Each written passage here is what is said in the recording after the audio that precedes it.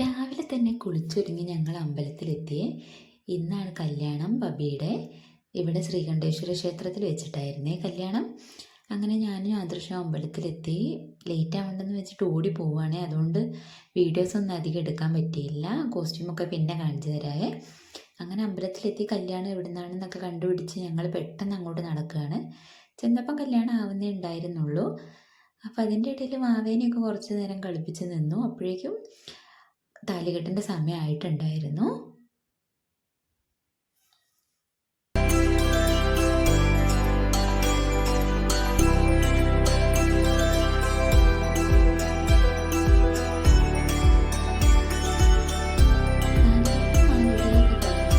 ഞങ്ങൾ കുറച്ച് നേരം ഇവിടുന്ന് കറ്റടിച്ചൊക്കെ നിന്നു. പിന്നെ ഓരോ പൂജാ പരിപാടികളൊക്കെ ഉണ്ടായിരുന്നു. പൂജാരി കുറേ മന്ത്രങ്ങളൊക്കെ ചൊല്ലിക്കൊടുത്തിട്ട് റിലേറ്റീവ്സിൻ്റെ അടുത്തൊക്കെ നിന്ന് അവരെ പൂവിട്ട് അനുഗ്രഹിക്കാനൊക്കെ പറയുന്നുണ്ടായിരുന്നു. അങ്ങനെ അതൊക്കെ നോക്കിയതിന് ശേഷം ചെറുതായിട്ട് വിശക്കുന്നുണ്ടായിരുന്നു. രാവിലെ അങ്ങനെ ഫുഡൊന്നും കഴിക്കാൻ പറ്റാത്തത് കൊണ്ട്. അപ്പം ഞങ്ങൾ അതൊക്കെ പറഞ്ഞ് ഓരോ കത്തിയടിച്ച് നിൽക്കുമായിരുന്നു അവിടെ. അങ്ങനെ ചെറിയ സംസാരങ്ങളും ഒക്കെ കഴിയുന്നുണ്ട്. അതിൻ്റെ ഇടയിൽ ചിത്രയുടെ ഡ്രസ്സ് നോക്കാൻ ആരും മറന്നുപോയില്ലേ. നല്ല ഭംഗിയുണ്ടായിരുന്നു. ഈ സാരി കാണാൻ വേണ്ടിയിട്ട് അടിപൊളിയായിരുന്നു. ബ്ലൗസിൻ്റെ ഡിസൈന് നല്ല ഭംഗിയുണ്ടായിരുന്നു കാണാൻ വേണ്ടിയിട്ട്. അതൊക്കെ നോക്കി നിന്നപ്പോഴേക്ക് ഇതാ പൂജാരി റിലേറ്റീവ്സിനെ എല്ലാവരെയും അങ്ങോട്ടേക്ക് വിളിച്ചു കേട്ടോ. ഞാൻ നേരത്തെ പറഞ്ഞില്ലേ മന്ത്രം ചൊല്ലി കൊടുത്തിട്ട് പൂവിടാൻ വേണ്ടിയിട്ട്.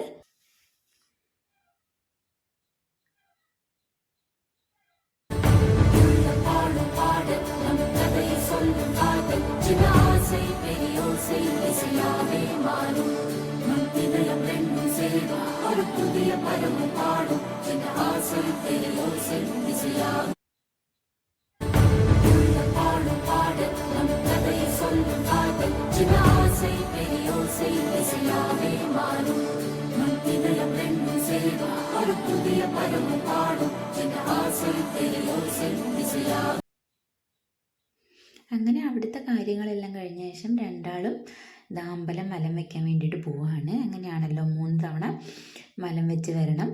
ഞങ്ങൾ നോക്കുമ്പോൾ ഇതാ അമ്മയും രേവതി ആൻറ്റി കൂടിയാണ് അവരെ കൂടെ വലം വെക്കാൻ വേണ്ടിയിട്ട് പോയത്.